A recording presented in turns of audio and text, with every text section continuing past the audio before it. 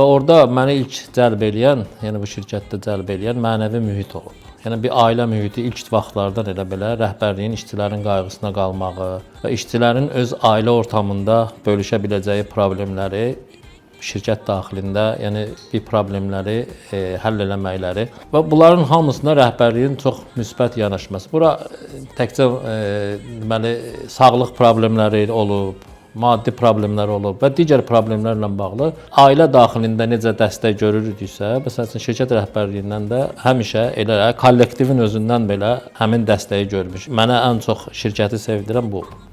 Mənə görə şirkətimizin ən böyük uğuru Azərbaycan boya bazarını ithal boya məhsullarından asıllığının tam qurtarması və yerli istehsalı təşkil edərək bu gün Azərbaycanın boya ixalçısından boya ixracatına çevrilməsində verdiyi töhfədir. FAB şirkətlər qrupuna arzum odur ki, ixracatçı şirkətdən gələcəkdə bu böyümə tempini daha da yüksəldərək transmilli şirkətə çevrilsin. FAB boya ilə dünyanı boya